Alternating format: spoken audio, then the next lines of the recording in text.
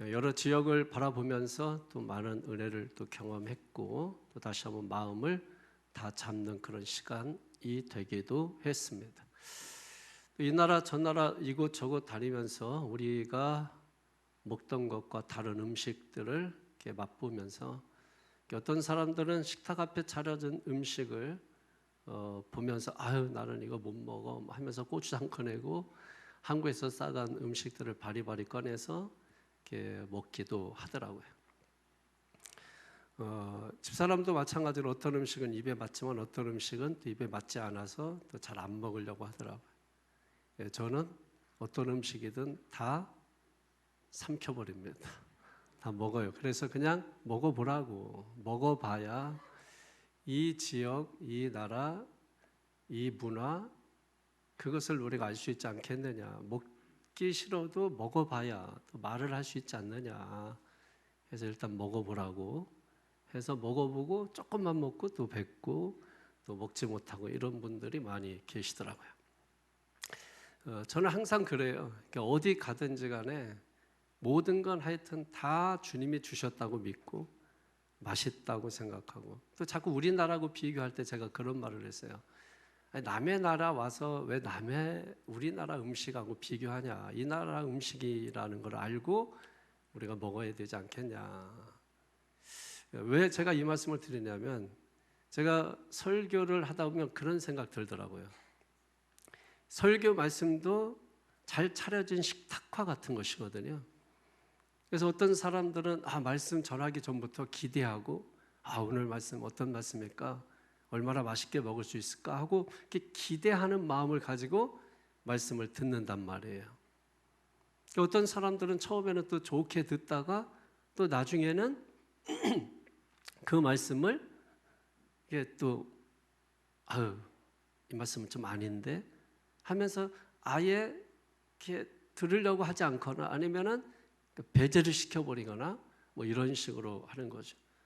또 좀 이렇게 듣다 보면은 그래도 이 말씀은 좀 괜찮은데 하고 또 이렇게 받아들이기도 하고. 그래서 성경에 예수님께서 이 하나님의 말씀을 양식, 먹는 것을 이렇게 표현하는 것은 정말로 기가 막힌 표현이다. 그래서 하나님의 말씀이 오늘 시간도 잘 차려진 식탁에 여러분에게 이 양식이 전달될 텐데 이왕이면 오늘 주시는 이 양식 내가 살아갈 양식이고 이 음식이 내게 입에 맞지 않는다 할지라도 이 문화가 그렇구나 하면서 여러분 이 음식을 받아들이려고 하는 이 마음을 갖게 된다면 여러분 마음에서 밀어내지 않고 아마 받아들여서 여러분의 몸에 들어가면 보약이 될 줄로 믿습니다. 그래서 여러분이 음식을 먹을 때 늘 기대하는 마음으로 마지못해서 억지로 먹으려고 하는 것이 아니라 정말 기뻐하면서 즐거워하면서 그래서 이 말씀이 여러분 안에 들어가기만 하면 이 말씀이 작용을 하고 이 말씀의 역사에서 여러분의 인생과 삶의 가치관 또 인생관, 세계관 이것을 확 뒤집어 놓을 줄로 믿습니다. 자, 오늘 제목이 그물을 배 오른편에 던지라 이런 것이 그물을 배 오른편에 던지라. 제가 터키에 있으면서 여러분 주일을 보낼 때 제가 새벽 한 2시, 3시 정도 이렇게 됐던 것 같아요. 3시 정도 일어나서 이제 유튜브 방송을 통해서 세계적으로 여러분 예배가 다 방송되더라고요. 새천적 교회 예배가 세계적으로 방송이 되더라고요. 터키에 가 있는데도 여러분 예배를 고스란히 다 보게 되더라고요. 첫 번째 찬양 인도자가 바뀌어가지고 깜짝 놀랐어요. 무슨 일이 있나? 계속 예배 끝날 때까지 왜 찬양 인도자가 바뀌었지? 무슨 일이 있나? 어디 아픈가? 내가 없을 때 같이 떠났나? 뭐 이런 별 생각 다 해가면서 예배 마치자마자 카톡으로 바로 한국에 날렸어요. 왜 예배 인도자가 바뀌었지? 그랬더니 목이 쉬어서 이렇게 할 수 없다. 그 소리 듣고서야 그때서야 이제 안심이 됐었어요.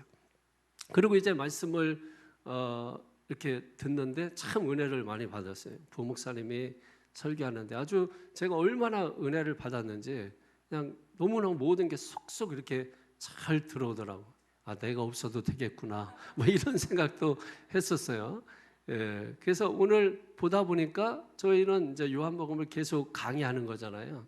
한 주에 한 장씩 이렇게. 또 어떤 때는 너무 또 설교하고 싶은 본문이 하나 더 있으면은 같은 장에서 2개 정도. 그래서 21장이 이제 요한복음 마지막이지만 한 번에 끝내기 너무 아쉬운 거예요.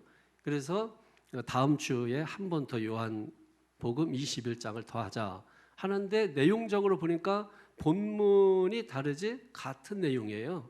보니까 지난번 아마 주일에는 누가복음 5장에 나와 있는 말씀 가지고 설교한 것이고, 오늘은 요한복음 21장의 내용을 가지고 하는데 내용적으로는 같은 본문이에요. 같은 거예요. 그렇지만 우리가 항상 기억해야 될 것은 마태, 마가, 누가, 요한복음이 있어요. 그래서 요한복음을 뺀 3개 복음을 공관복음이라고 하는 거죠. 공관복음은 같은 입장에서 봤다라고 하는 거예요. 근데 그것도 같은 입장에서 봤지만은 서로 서 있는 위치에 따라서 보여진 것이 다른 거죠. 그래서 마태는 마태 입장에서, 또 마가는 마가 입장에서, 누가는 누가 입장에서 이렇게 본 것입니다. 그리고 이 복음서 뒤에 한 30년 후에 사도 요한이 이 공관 복음서를 보고 뭔가 좀 신학적으로, 교리적으로 뭔가 좀 부족하다고 느껴서 좀 이 부분을 좀 더 채워줬으면 좋겠다 해서 기록한 것이 요한복음이란 말이에요. 그래서 요한복음은 포함해서 4복음서라고 하지만 요한복음서만 따로 4번째 복음이라고 부릅니다. 그래서 이 누가복음에 이 같은 내용이 있지만 누가가 이 사건을 보고 누가의 입장에서 전한 것이고, 오늘 본문은 요한복음에 있기 때문에 사도 요한이 본 입장에서 기록한 것이기 때문에 지난주 같은 본문을 가지고 말씀을 들었다 할지라도 오늘 요한의 입장에서는 같은 사건을 누가와 어떤 차이를 가지고서 이 말씀을 기록했을까 하는 관점에서 여러분들이 오늘 말씀을 들으신다면, 지난주 설교 잘 들으신 그 말씀이 여러분에게 너무나 좋은 말씀일 뿐만 아니라 오늘 또 요한을 통해서 주시는 이 말씀은 또 보다 새롭고 또 좋은 말씀이 될 줄로 믿습니다. 여러분의 영을 살리는 말씀이 될 줄로 믿습니다. 제목이 재밌어요. 그물을 배 오른편에 던지라, 이렇게 말씀하고 있습니다.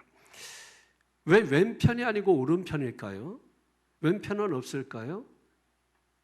왼편은 없어서 오른편에 던지라고 했을까요? 오른손잡이니까 오른편에 던지라고 했을까요? 어떤 분의 설교를 보니까는 그래서 예수님은 우파다 이렇게 주장하시면서 거기에 대해서 설교를 한 본문 내용이 쭉 있더라고요. 딱 봐도 뭐예요? 어떤 느낌이 들어요? 태극기 부대 목사다 하는 느낌이 딱 들어오잖아요. 그런 걸 가지고 자의적 해석이라고 하는 거예요. 성경을 성경이 해석한 대로 보지 않고 자기가 어떤 생각을 가지고 있는 것을 성경을 갖다가 끌어다가 붙여서 말씀하는 거죠.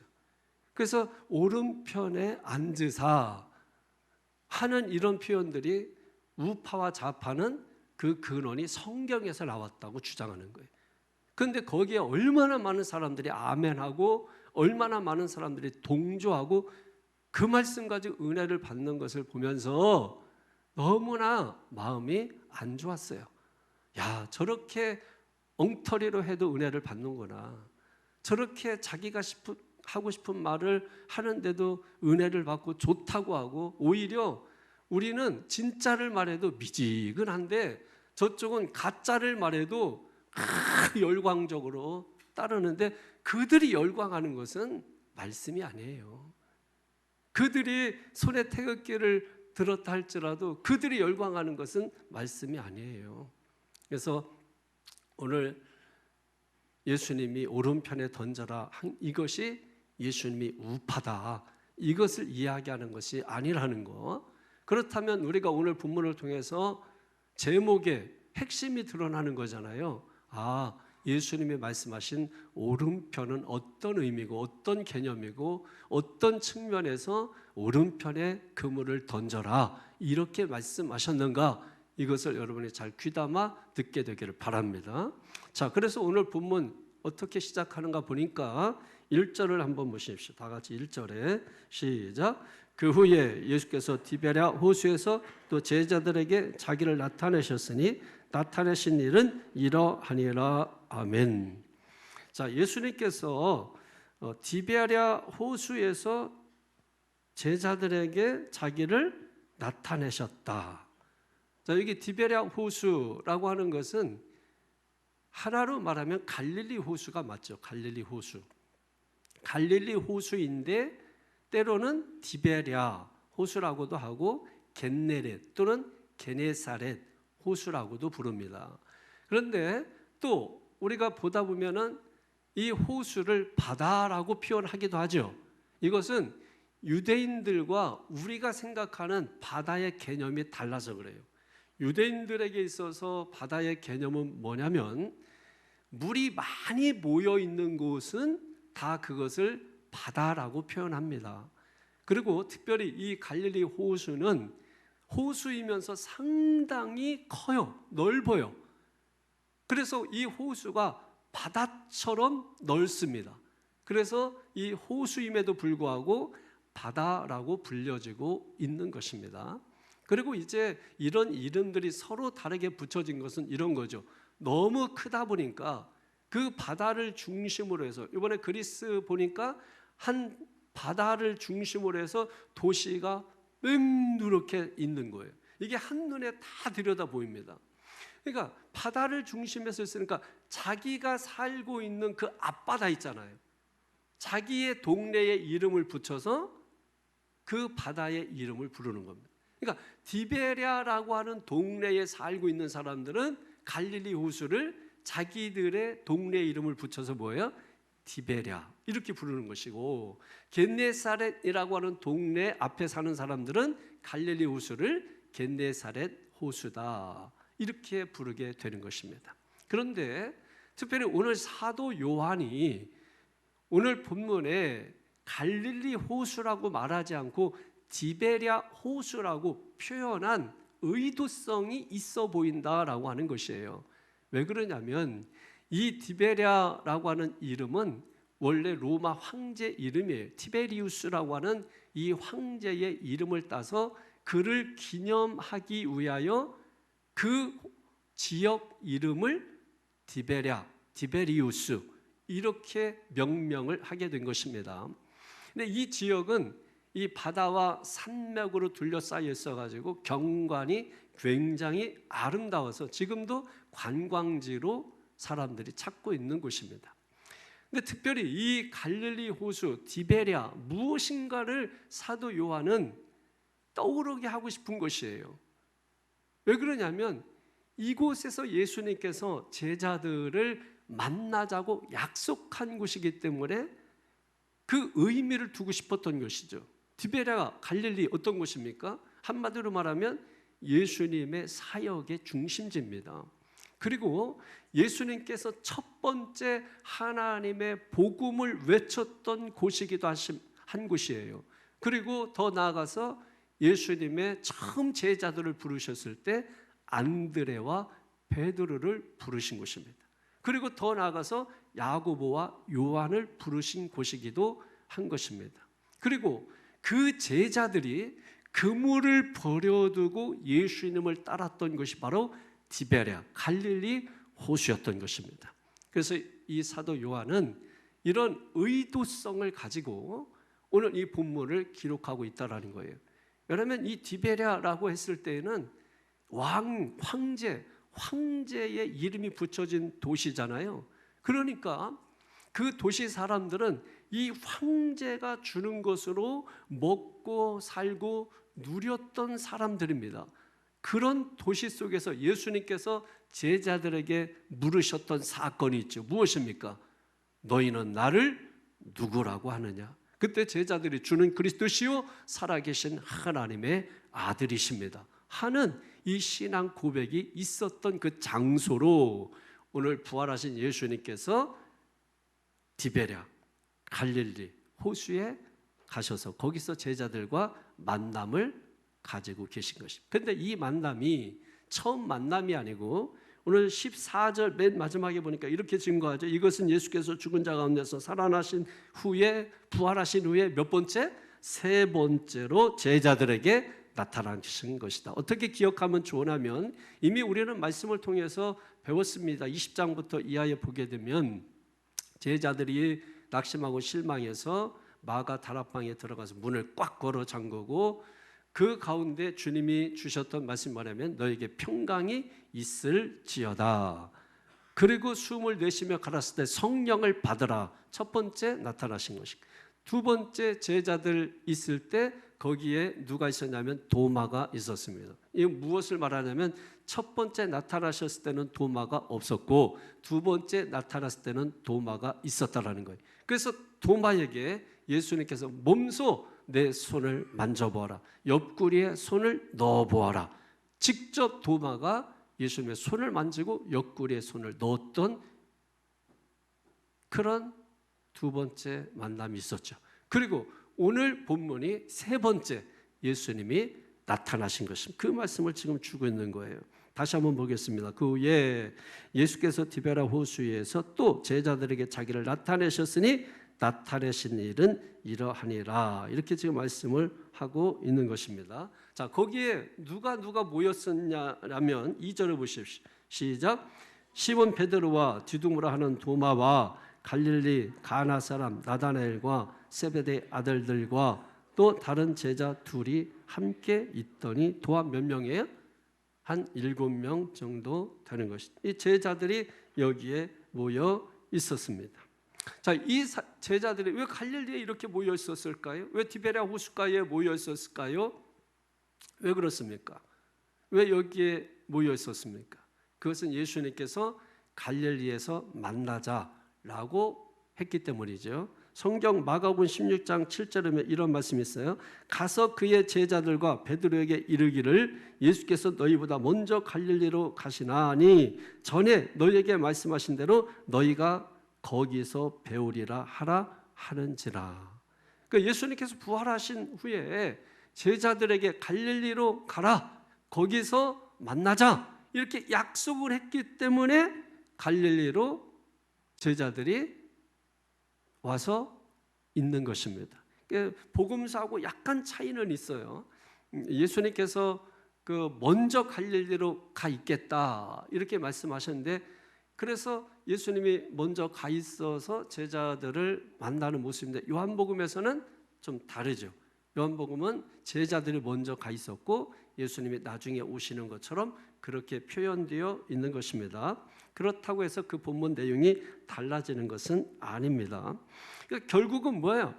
제자들이 갈릴리로 와 있는 것은 이 사람들이 도망치거나 피해간 것이 아니라 주님이 말씀하셨던 그 약속을 기억하고 그래서 7명 제자들이 그 갈릴리로 모여 있는 것입니다.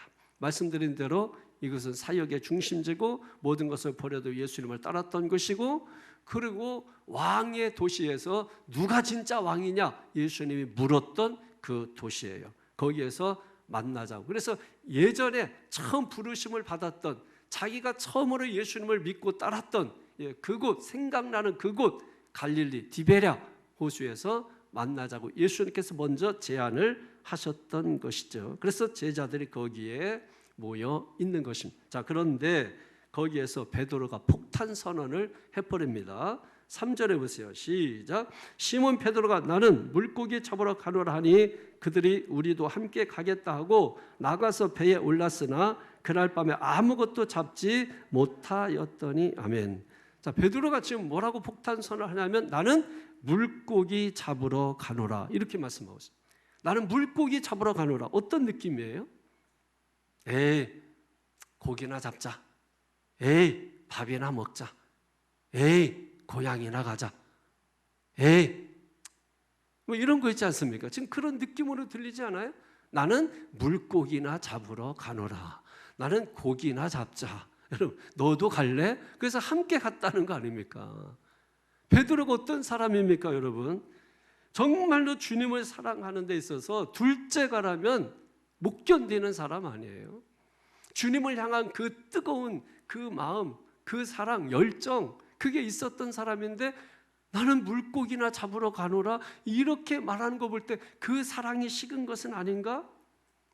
이제 주님을 그만 믿고 싶은 것인가?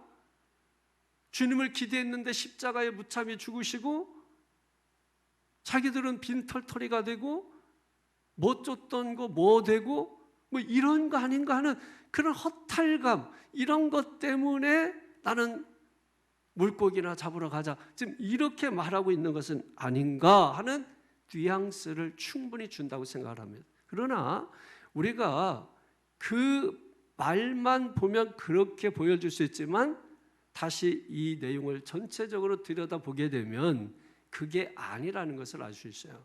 여러분 이런 거 있잖아요. 우리가 속 다르고 겉 다르다 이런 거 있죠. 여러분도 그럴 때 많잖아요. 예, 속마음은 그게 아닌데 겉으로는 거칠게 말을 하거나, 또 속마음은 같이 가고 싶은데 됐다고 하거나, 같이 먹자고 하는데 배고픈데 먹었다고 말하거나, 여러분 그런 거 있죠. 지금 베드로의 마음이 바로 그런 마음인 거예요. 지금 베드로의 속이 다르고 겉이 다른 거예요. 속으로는 정말 주님을 만나고 싶어요. 그런데 베드로가 지금 어떤 상황입니까? 예수님이 십자가에 달려 돌아가실 때 예수님을 3번이나 부인하고 저주까지 했던 그런 제자 아닙니까?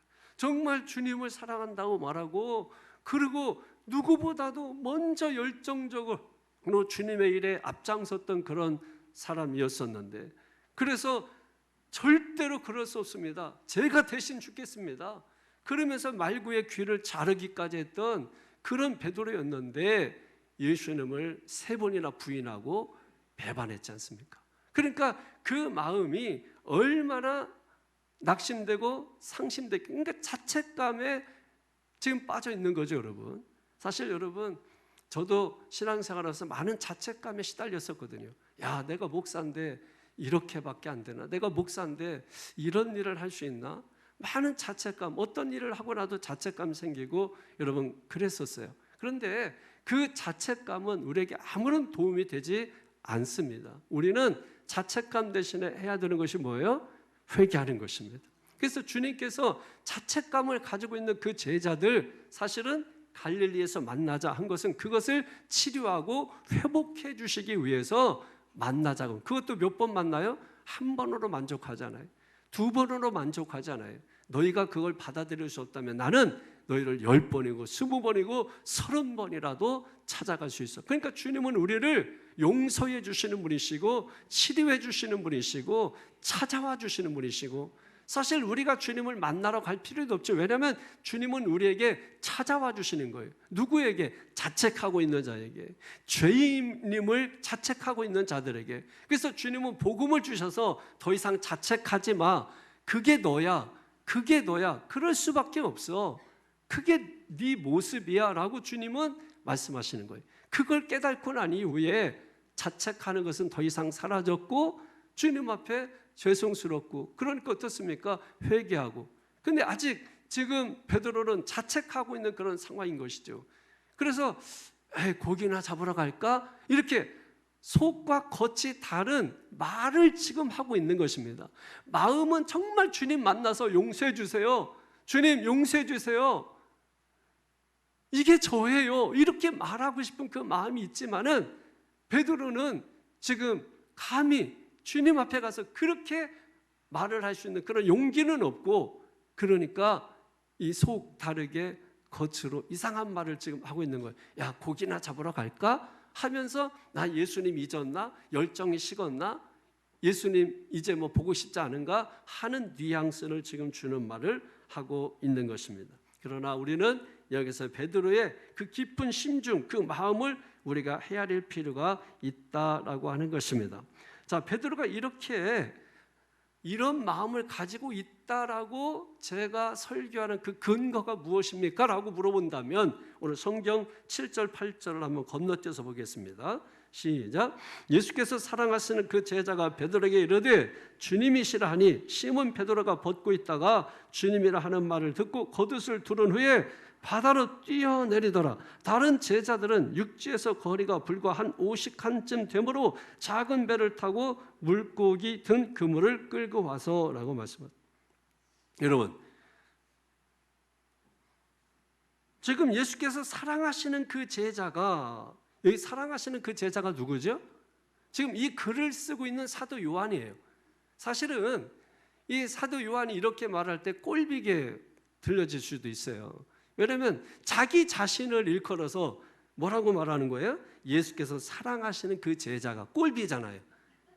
그냥 요한이라고 하든지 내가라고 하든지 뭐 하면 되는데, 예수님께서 사랑하시는 그 제자가 자기를 그렇게 표현하고 있는 것이에요. 그게 요한의 성향이고 성격에 원래 보면은, 베드로는 성질이 급해서 예수님 빈 무덤 찾아갔을 때도 막 뛰어가가지고 달려가서 첫 번째 달려갔지만은 들어가지는 못했는데, 요한은 뒤에 천천히 와가지고 또 무덤 안에 자세히 살펴서 살짝 먼저 들어가요.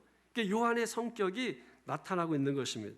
예수께서 사랑하시는 그 제자가 베드로에게 뭐래요? 주님이라 이렇게 말하자마자 베드로가 벗고 있다가 갑자기 겉옷을 들어. 여러분, 바다를 들어가려면 입고 있던 옷도 벗고 들어가야 되는데 벗고 있다가 옷을 두르고서 뛰어들었다, 이렇게 지금 말씀하고 있지 않습니까? 그것도 여기 성경에 몇 칸이라고 말씀하고 있어요.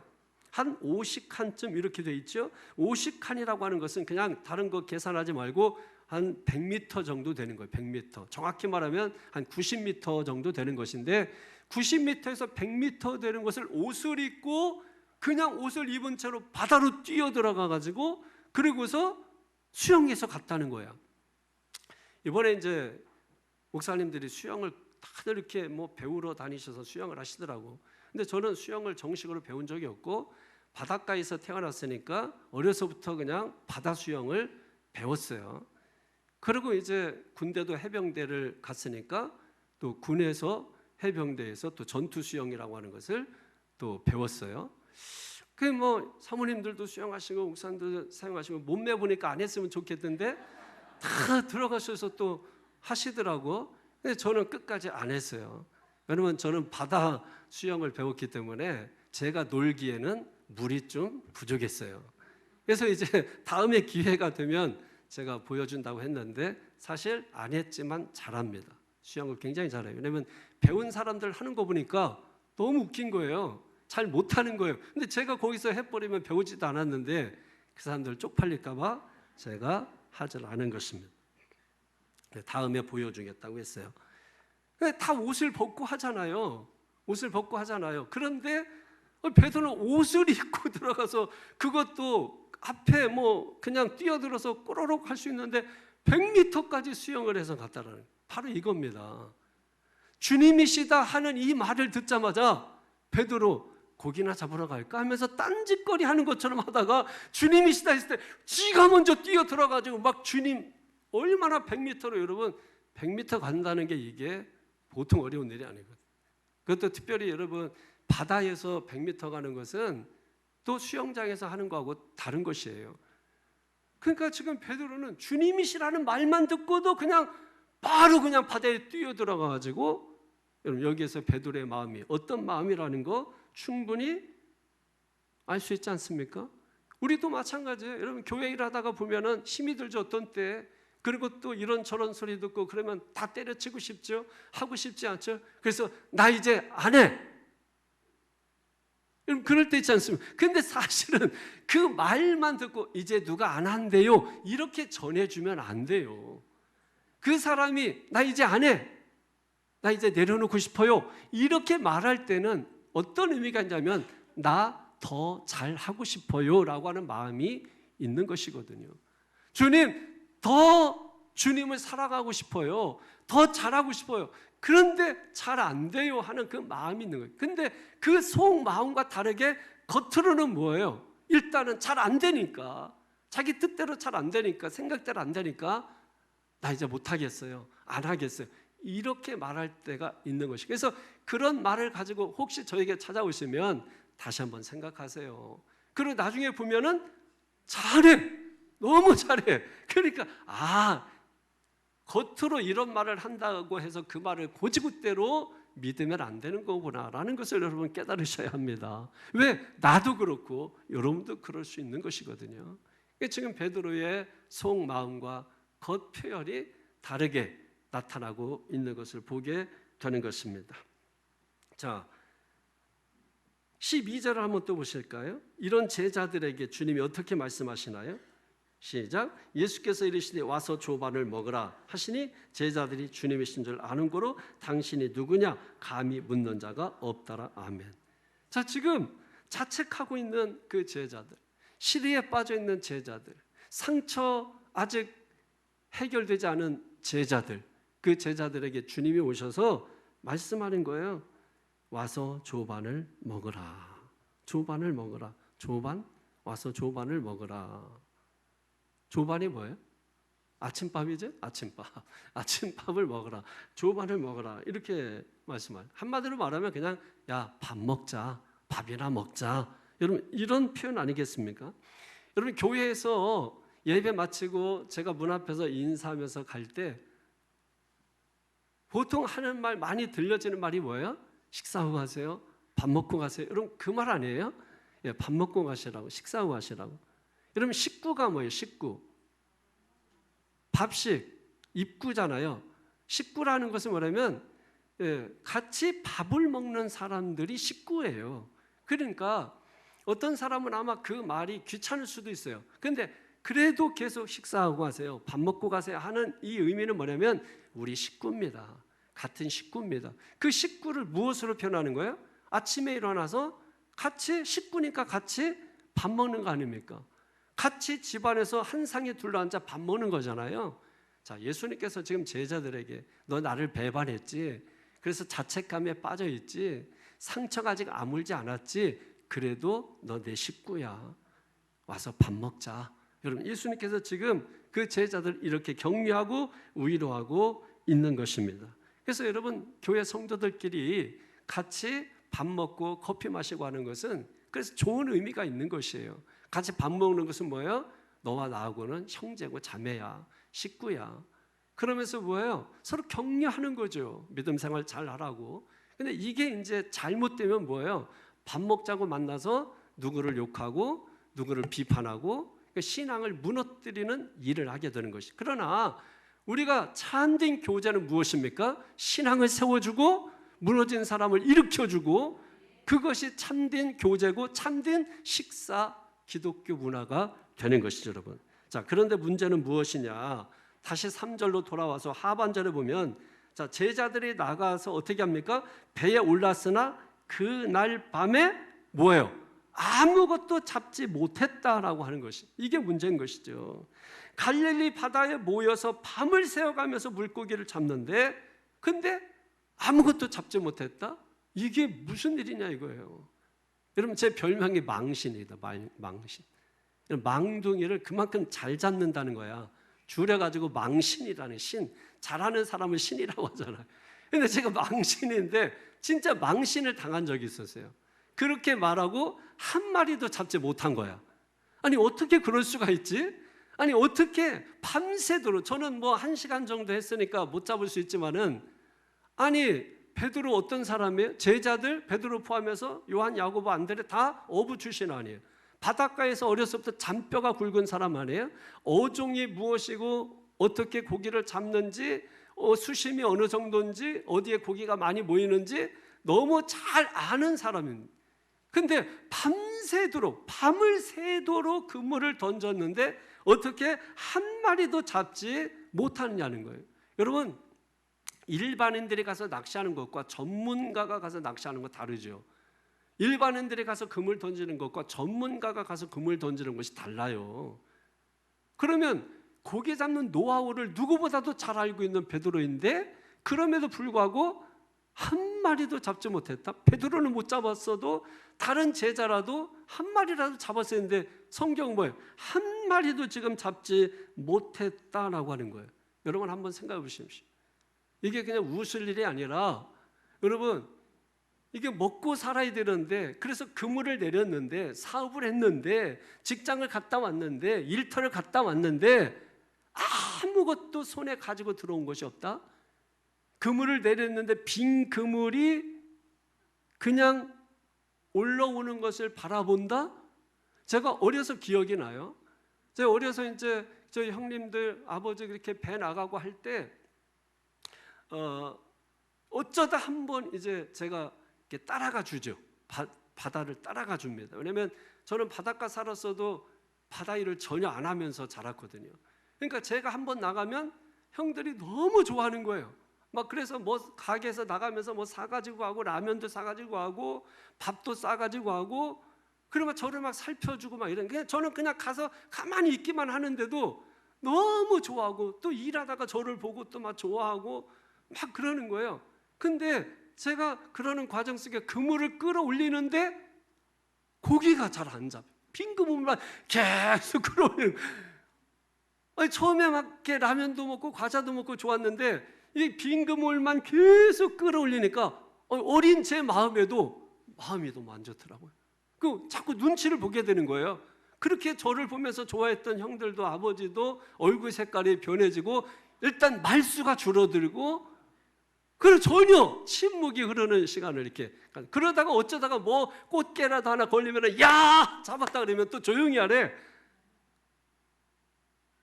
그러면 뭐 동토난다나 무슨 뭐 재수가 뭐 나쁘다나 뭐 이러면서 뭐 하여튼 들어오면은 막 또 좋아하고 또 고기가 올라오지 않으면 빈 그물을 보면 마음이 안 좋고 제가 그걸 잘 알기 때문에 지금 빈 그물을 끌어올리는 이 베드로의 그 마음이 보여요. 베드로의 마음이 어땠을까? 빈 그물을 끌어올리는 그 베드로의 마음이 어땠을까? 여러분 이것을 우리의 상황이라고 생각하고 한번 여러분 생각해 보십시오. 여러분 새벽에 일어나서 그리고 어디론가 차를 타고서 그 멀리 막 갑니다. 달려갑니다. 그리고 하루 종일 일하고 그리고 지쳐서 돌아옵니다. 그런데 빈손으로 돌아온다. 사업에 그물을 내렸습니다. 근데 그물을 올렸는데 빈손이에요. 열심히 공부했습니다. 그런데 빈손이에요. 여러분 열심히 공부했는데 막 자책하는 애들 있죠. 열심히 공부했는데 내 성적보다 막 이게 안 나왔다는 자책할 이유가 없는 거예요. 사실 그게 그 아이의 실력이거든요. 그렇잖아요, 여러분. 빈 그물이 올라오고 막 텅 빈 그물이 올라오고 손에 아무것도 없고 그러면 그 공허한 마음, 그 허전한 마음, 그 마음이 있지 않습니까? 지금 베드로가 지금 바로 그런 마음, 베드로뿐만 아니라 거기에 있는 그런 제자들 마음이 그런 마음인 것입니다. 실력도 있습니다. 노하우도 있습니다. 방법도 압니다. 그런데 빈 그물, 어떻게 이런 일이 있을 수 있나? 그 이유가 뭘까라고 하는 게 궁금해지기 시작한 것이죠. 근데 여러분 재밌는 게 여기 지금 모여있는 갈릴리에 모여있는 제자들의 공통점이 있어요. 그게 뭡니까? 4절을 한번 보실까요? 시작. 날이 새어갈 때 예수께서 바닷가에 서셨으나 제자들이 예수신 줄 알지 못하는지라. 예수님이 찾아오셨는데 아무도 뭐예요? 예수님을 알아보지 못한다는 겁니다. 제자들인데 왜 예수님을 알 수 없어요? 아니 그것도 오늘 14절에 말씀하고 있는 것처럼 세 번째 나타나신 것이잖아. 이미 첫 번째는 도마가 없었고 두 번째는 도마가 있었고 세 번째는 같이 있었는데 분명히 2절에 있다고 했잖아요. 그런데도 불구하고 세 번째 나타나셨는데도 불구하고 예수님을 알아보지 못했다. 그 이유가 도대체 뭐냐는 거예요, 여러분. 왜 그럴까요? 한마디로 말해서 뭡니까? 먹고 사는 일에 바빠서 눈이 어두워진 거죠. 여러분, 우리가 이 세상 일에 바쁘고 막 이렇게 먹고 사는 일에 바쁘면요, 잘 속아요. 잘 못 봐요. 거기에 몰두하다가 보면, 거기에 집중하다가 보면. 그래서 저 사람 사기꾼이야. 야, 그거 믿지 마. 그래도요, 철석같이 믿어요. 그 사람 나쁜 사람 아니라고. 그렇게 말하지 말라고. 목사가 말해도 뭔가 힌트를 주는 거잖아. 그런데 다 자기 생각이 있거든요. 자기가 겉으로 본 게 있거든요. 아니, 거룩해 보이는데? 근데 왜 나쁘다고 하지? 그래서 속는 거예요. 오늘 제자들 지금 영적으로 눈이 어두워져 버린 겁니다. 그 눈이 어두워져 버린 이유가 뭘까요? 이들은 예수님이 십자가에 죽을 때 무엇을 본 겁니까? 예수님의 부활을 본 게 아니라 예수님의 죽음만 본 거예요. 십자가만 본 거예요. 그러니까 부활을 보지 못했으니까 부활을 믿지 못하겠죠. 그러니까 부활하신 예수님을 봤어도 뭡니까? 예수님을 알아보지 못한 거예요. 어떻게 예수님이 죽었는데 어떻게 부활하셔? 그러니까 첫 번째, 두 번째 나타났는데도 불구하고, 그리고 세 번째 나타났는데도 불구하고 알아보지 못하고 있는 것입니다. 그리고 가장 궁극적인 이유가 뭐냐면, 예수님께서 처음에 제자들을 부르셨을 때 여러분 하셨던 말씀 기억납니까? 너희로 뭐가 되게 하리라? 사람을 낚는 어부가 되게 하리라, 이렇게 말씀하셨죠. 어부는 어부입니다. 그런데 지금 제자들 뭐 하고 있어요? 사람을 낚는 어부가 아니라 고기를 낚는 어부가 되고 있는 것이죠. 자, 그러니까 결국은 이 제자들이 뭐예요? 예수님을 알아보지 못하고 있는 겁니다. 제자들이 예수님을 알아보지 못하는 이유가 뭘까요? 이미 말씀드렸습니다. 그래서 그렇구나 라고 우리가 깨닫습니다. 그래서 제자들에게 사람을 낚는 어부, 그런데 지금 고기를 낚는 어부가 되고 있다. 이게 뭘 의미하고자 하는 것입니까? 여러분 한번 생각해 보시죠. 우리는 다른가요? 하나님께서 우리를 지으셨어요.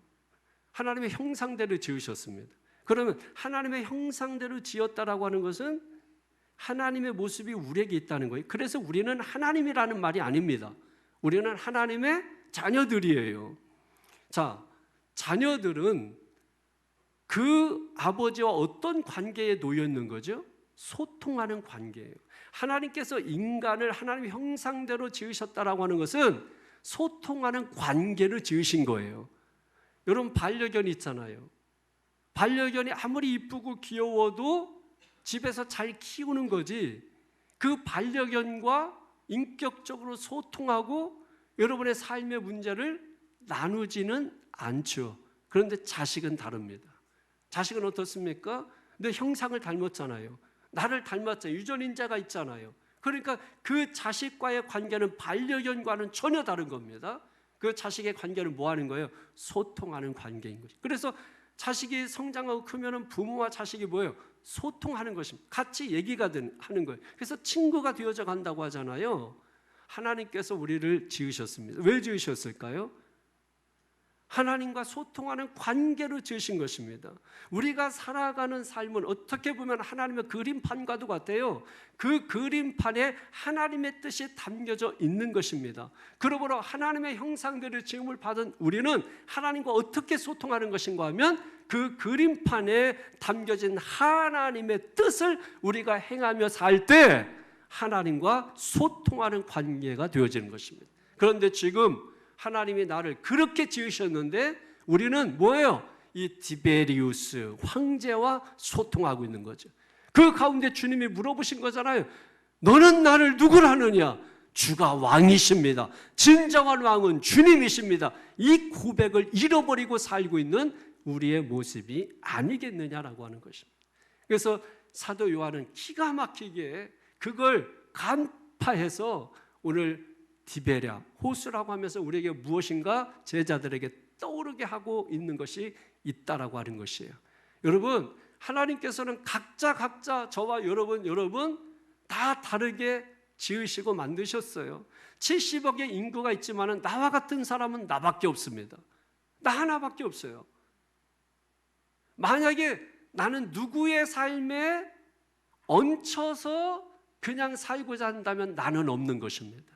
하나님은 여러분을 그렇게 지으신 게 아니에요. 이것은 사명을 잃어버리고 고기를 잡겠다고 하는 것과 똑같은 것입니다. 여러분, 내가 나이가 많이 있어도 내가 건강을 하나님께서 주신 것, 이 모든 것은 다 하나님의 섭리와 하나님의 계획이 있는 것이에요. 그렇기 때문에 저는 연세가 들어가고 그런다 할지라도 나이가 아무리 많아도 여러분 기도할 수 있어요. 제가 얼마 전에 저희 어머니를 요양병원에 찾아가서 만나면서 제가 물어봤어요. 엄마, 계속 기도하고 계세요? 계속 기도하고 계시는 거죠? 기도할게요 하고 제가 기도했어요. 막 간절히 기도하시더라고요. 왜 할 일이 없습니까? 왜 집에만 계십니까? 왜 자녀들만 바라보고 계십니까? 왜 이곳저곳에서 시간을 보내려고만 하십니까? 왜 교회에서 기도하면서 주님과 함께 시간을 보내려고 하지 않습니까? 왜 남는 시간에 교회 와서 성경을 읽을 생각을 하지 않으시고 왜 병 들어가는 몸만 바라보며 왜 주님과 가까워지는 시간만을 바라보지 않느냐는 거예요. 오늘 우리가 한번 돌아보십시오. 내가 지금 사람을 낚는 어부로 하나님이 나를 부르시고 만드셨는데 우리는 고기를 낚는 어부가 되어서 같은 어부지만 낚는 게 다르잖아요. 낚아 올리는 게 다른 거잖아요. 어떤 거 올렸을 때 허전하고 공허할 수 있지만 어떤 거 올렸을 때 부피와 크기는 작다 할지라도 오늘 우리의 마음이 가득 차서 오늘 성경이 뭐예요? 그 빈배였던 게 주님을 통해서 어떻게 됐다는 거예요? 가득 찼다라는 거예요. 그러므로 오늘 작은 부피가 크고 많고 적고 이런 걸 떠나서 어떤 걸 우리가 들었을 때 만족하는 게 있잖아요. 왜 우리의 삶에 만족함이 없나요? 왜 빈배 같은 인생인가요? 왜 늘 허전한가요? 왜 허망한가요? 그래서 왜 지치나요? 지쳐서 눈도 멀어버리나요? 보이지 않잖아요. 그러니까 부활하신 예수님 보지 못하고 옆에 지나가도 못 보고 불러도 듣지도 못하고 문제는 뭐예요? 내가 귀머거리예요. 내가 소경이에요. 그런데도 불구하고 우리는 보이지 않는다고 들리지 않는다고 그러면 어떻게 됩니까? 내 눈을 떠야죠. 내 귀를 수술해야죠. 내가 눈이 멀어서 보지 못하는 건데 내가 듣지 못해서 귀가 멀어서 듣지 못하는 건데 다른 사람 눈을 수술해서 뭐합니까? 다른 사람 귀를 수술해서 뭐합니까? 내가 문제죠. 내 귀를 수술해야 되고 내 눈을 수술해서 보게 해야 되는 거 아닙니까? 그러면 왜 하나님께서 왜 나만 다르게 이렇게 만드셨냐? 여러분 보십시오. 같이 섞여 있어도 다 알아봐요. 금방 얘 누구 같이 다 여러분 머리 빡빡 깎고 똑같은 옷 입혀놔도 수천 명 서 있어도 내 자식 딱 알아보죠. 야 저기 있다. 아니야 뭐 하면서 어쨌든 금방은 찾아내요. 여러분 왜 그렇습니까? 그렇게 많은 사람들 중에도 멀리서는 희미하게 보인다 할지라도 가까이 가보면 다 알아본다. 자기 자신 못 알아보나요, 여러분? 어떤 분은 그냥 50년 헤어졌다가도 처음 딱 보는 순간에 아들아 하고서 알아보는 사람도 있던데요. 맨날 보고 있는데 그걸 못 알아보나요? 그러면 왜 하나님께서 딱 보면 알아보게 하셨나요?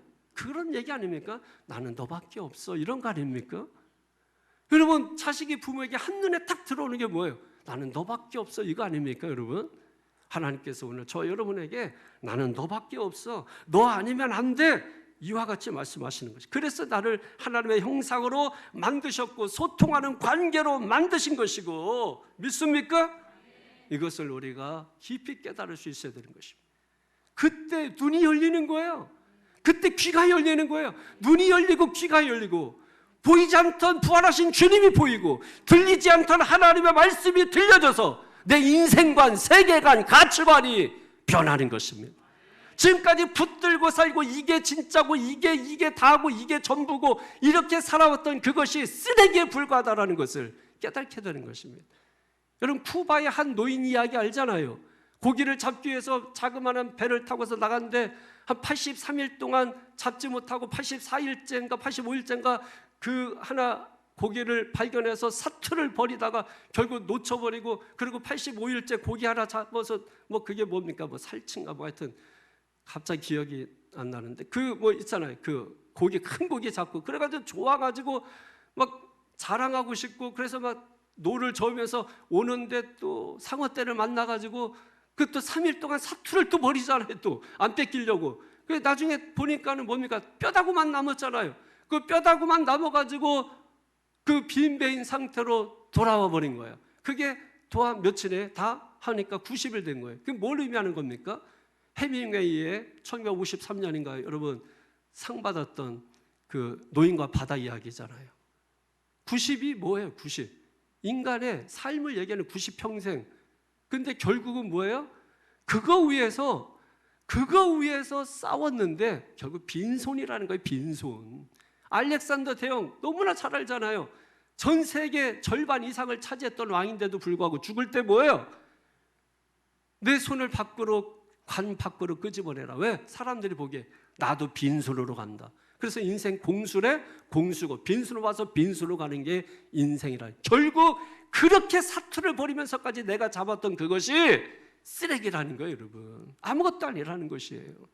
그거 아무리 말해도 지금 듣지 않습니다. 왜? 디베레 황제의 덕으로 먹고 살고 있으니까. 이 세상 왕의 힘으로 누리고 살고 있으니까. 다른 얘기, 복음, 예수 들어오지 않는 거예요. 그게 뭡니까? 영적으로 귀가 먹은 거예요. 영적으로 눈이 멀어버린 거예요.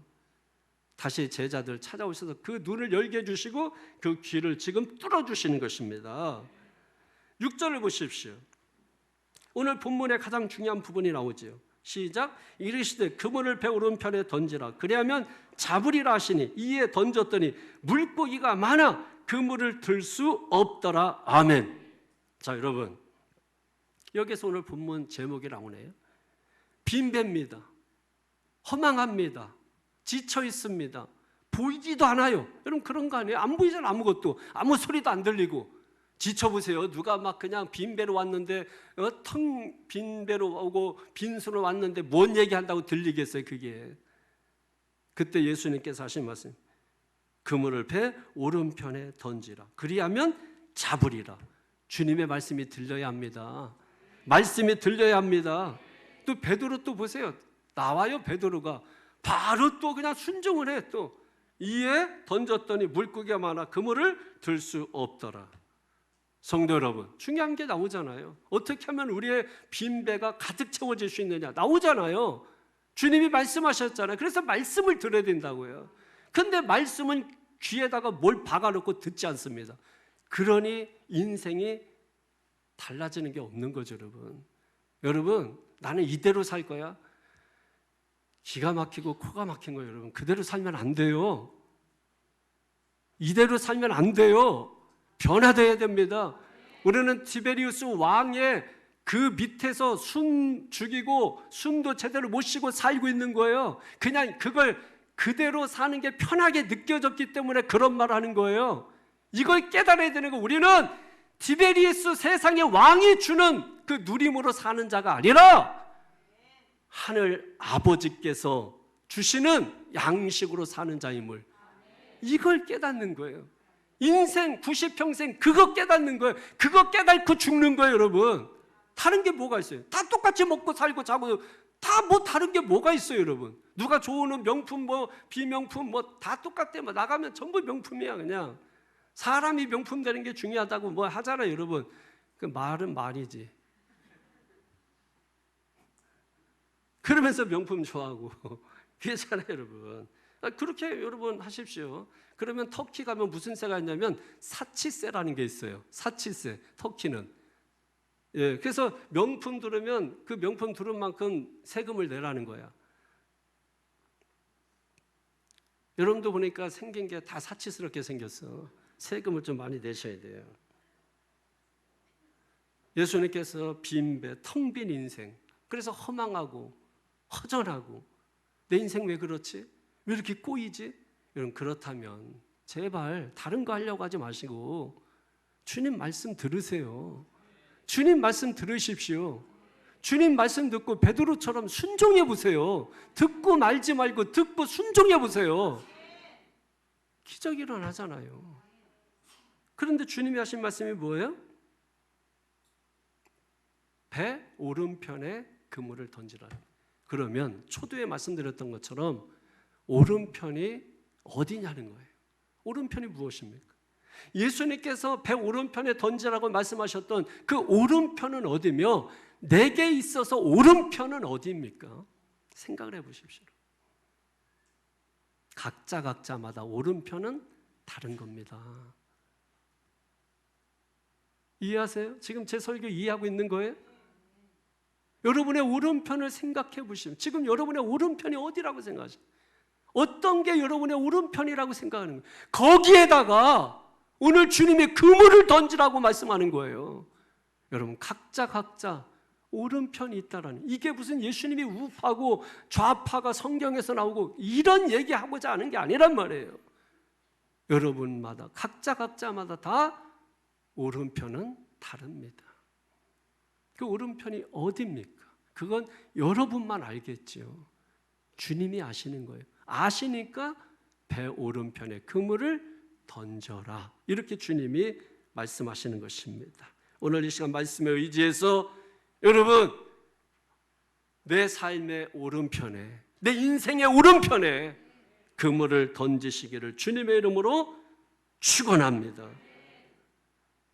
그럼 어떤 일이 벌어진다는 거예요? 우리가 상상할 수 없는, 이쪽 배 저쪽 배 다 불러도 함께 끌고 갈 수밖에 없을 만큼 가득 채워진 그 상태, 그걸 우리가 느끼게 된다라고 하는 것이죠. 8절로 보십시오. 시작. 다른 제자들은 육지에서 거리가 불과 한 50칸쯤 되므로 작은 배를 타고 물고기 든 그물을 끌고 와서, 다 다른 배도 지금 뭐예요? 다 끌고 온 거예요. 그리고 11절 보세요. 시작. 시몬 베드로가 올라가서 그물을 육지에 끌어올리니 가득히 찬 물고기가 153마리라. 뭐예요? 가득 찼다라는 거예요. 일단은 가득 찼다. 여러분 선포하겠습니다. 여러분 빈배 같은 인생에 가득 차기를 주의 이름으로 축원합니다. 여러분 사업장에 가득 차기를 주의 이름으로 축원합니다. 여러분 자녀들의 인생이 가득 차기를 주의 이름으로 축원합니다. 여러분 마음이 가득 채워지기를 주의 이름으로 축원합니다. 허전하고 공허하고 그럼 못 살아요. 허전하고 공허하면 못 살아요. 돈이 있어도 허전합니다. 잘 먹고 있는데도 허전합니다.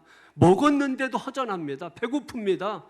목이 늘 갈증이 있습니다. 그런데 오늘 주님이 시원한 인생이 되게 하겠다, 배부른 인생이 되게 했다는, 교회 오셨으면 시원해져야 되잖아요. 교회 오셨으면 배불러야 되잖아요.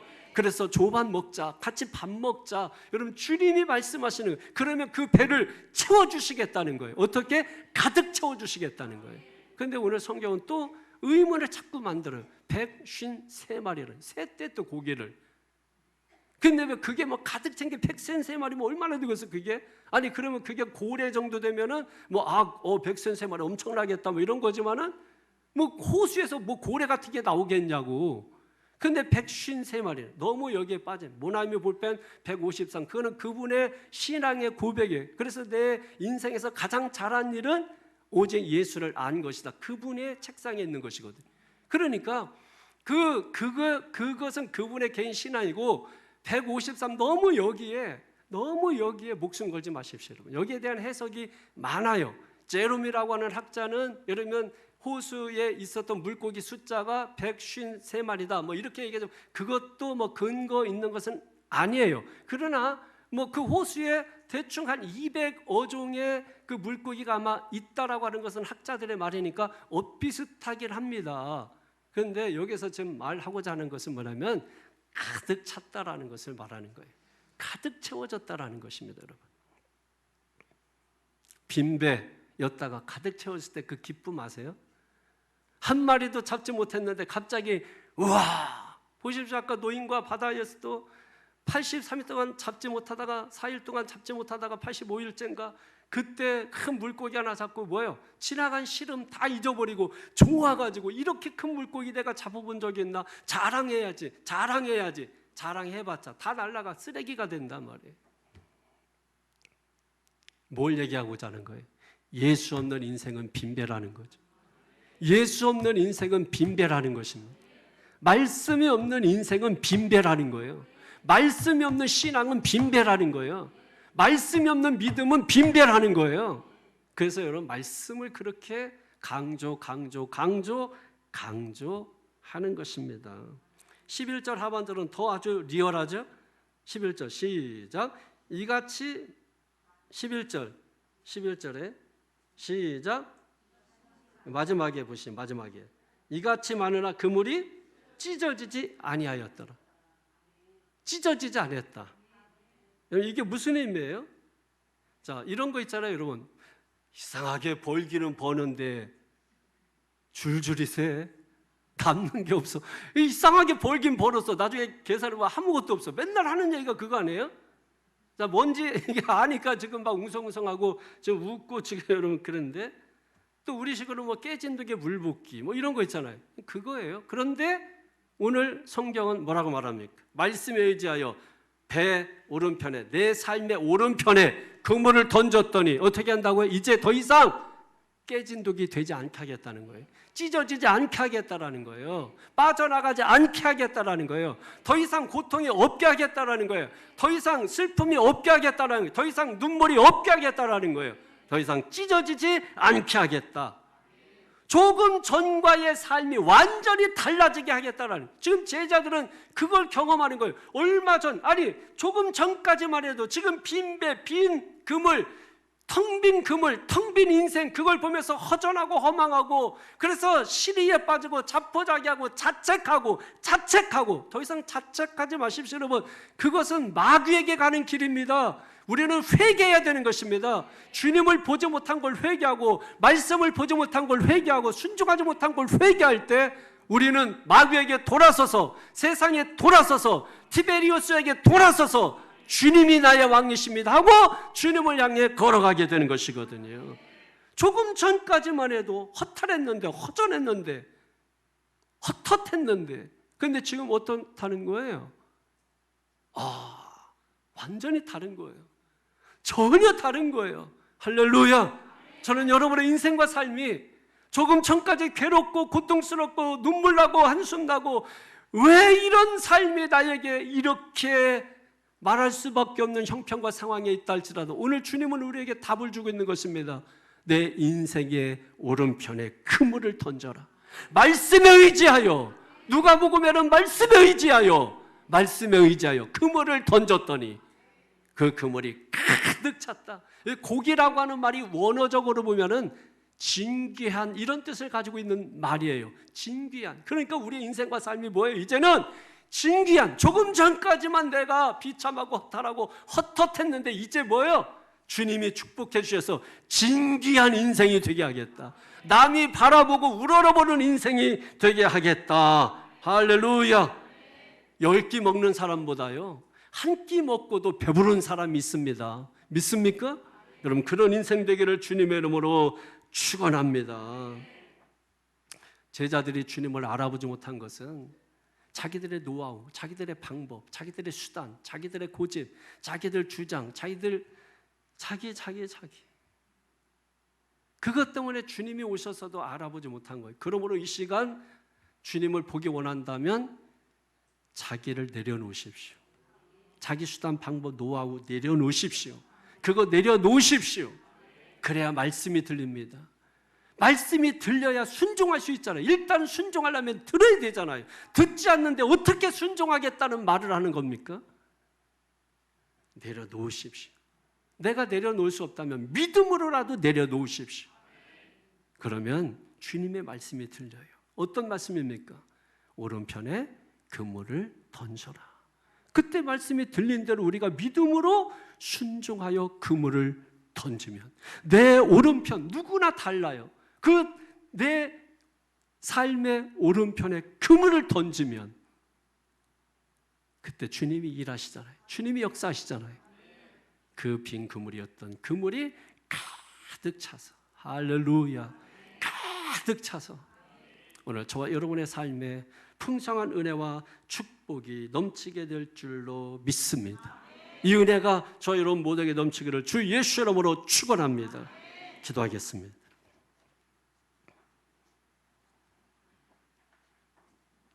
하나님 아버지, 밤새도록 수고했지만 실패했습니다. 인생 전체가 실패했습니다. 십자가에서 부활을 보지 못하고 죽음만 보았기 때문에 우리는 실패했습니다. 그래서 다시 옛날로 돌아갑니다. 믿음 없음으로 돌아갑니다.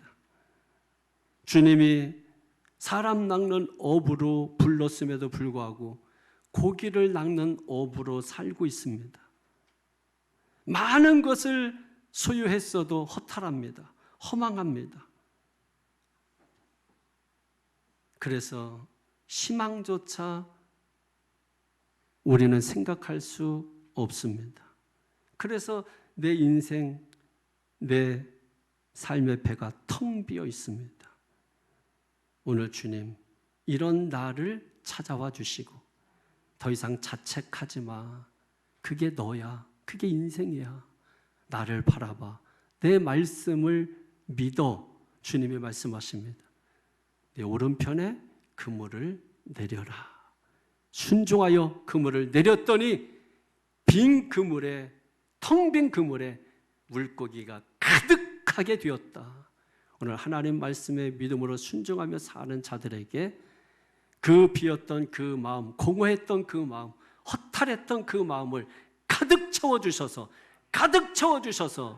이제는 기쁨으로 감사함으로 살게 해주시고, 기쁨으로 감사함으로 일터에 나가게 해주시고, 기쁨으로 감사함으로 학원에 가게 해주시고, 기쁨으로 감사함으로 교회에 달려오게 하시고, 기쁨으로 감사함으로 주님을 찬양하는 이와 같은 자리에 우리를 놓게 될 줄로 믿습니다. 이 은혜를 우리 모두 누리며 살아가도록 하나님 축복하여 주옵소서. 영광 돌리며 우리 주 예수님 이름으로 간절히 기도하옵나이다. 아멘.